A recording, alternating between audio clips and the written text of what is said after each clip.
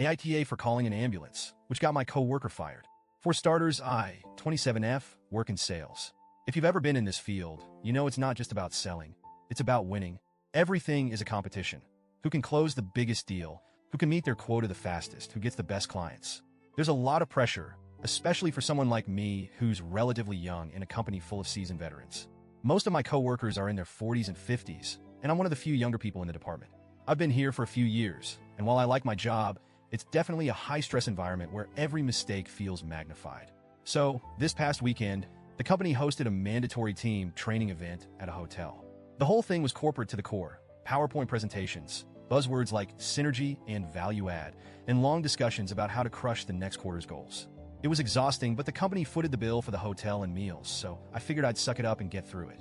After the day sessions wrapped up, a few coworkers and I decided to grab dinner at a restaurant nearby. It wasn't a wild night or anything, just a group of us trying to unwind after sitting in conference rooms all day. We carpooled to the restaurant, and when we arrived, we saw Deborah, 50s, already at the bar. Now, a little backstory on Deborah. She's been with the company for over 20 years and is good at what she does. Like scary good. She's one of those people who can sell ice to an Eskimo, as the saying goes. She's also fiercely competitive. Deborah isn't unkind, but she's definitely intimidating, especially to someone like me who's still trying to prove herself. When we saw her at the bar, she was already a few drinks in. We invited her to join us at the table, but she waved us off, saying she was fine where she was. Okay, fair enough. The rest of us had a nice dinner. I had 2 beers, nothing crazy, and we all kept the conversation light. But as we were finishing up and getting ready to leave, we noticed Deborah again. She'd clearly had a lot more to drink. She was stumbling as she walked and slurring her words. Honestly, it was uncomfortable to watch. A couple of people in our group exchanged awkward glances, but no one said anything.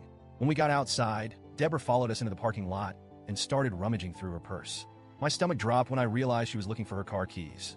I'm not one to get in people's business, but this was a clear-cut case where I couldn't stay quiet. Hey, Deborah, I said, trying to keep my tone light. Why don't I drive you back to the hotel? It's really not safe for you to drive right now. She looked at me for a second, and I could tell she was annoyed. But after a moment, she handed me her keys and said, fine, whatever. I thought the situation was under control, but as she walked around to the passenger side of the car, things took a turn.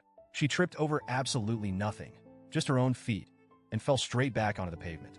The sound of her head hitting the ground was sickening. It was like someone dropped a watermelon. I rushed over to her, and my heart sank.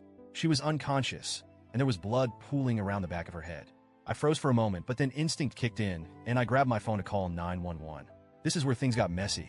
One of my coworkers, Matt, 30s, came up to me and said, "Don't call an ambulance. We'll just take her back to the hotel and put her in bed. She'll sleep it off." I couldn't believe what I was hearing. "Matt," I said, "she hit her head.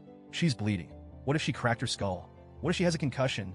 He rolled his eyes and said, "You're overreacting. She just needs to sleep it off." I was floored. I couldn't believe he was willing to gamble with someone's life like that just to avoid a little inconvenience.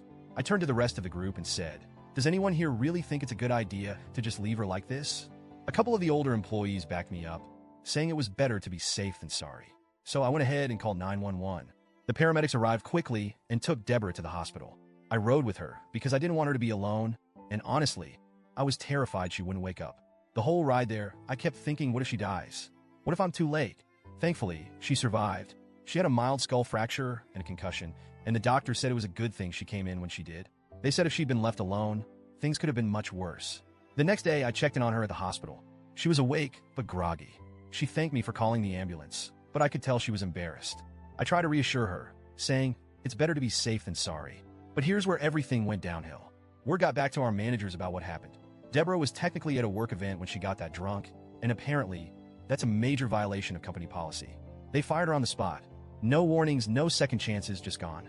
Now, the office is completely divided. The older employees are saying I did the right thing and that Deborah's firing was her own fault. They've told me, if you hadn't called, she could have died. You saved her life. But the younger employees? They're furious with me. Matt, in particular, has been openly hostile. He's told anyone who will listen that I got Deborah fired on purpose to eliminate her as competition. Others have said I should have just let her sleep it off, and that calling 911 was an overreaction. I didn't call the ambulance to get Deborah fired. I called because she was bleeding from her head. I didn't even think about her job at the time. I was just trying to make sure she was okay. Now I feel like I have a giant target on my back.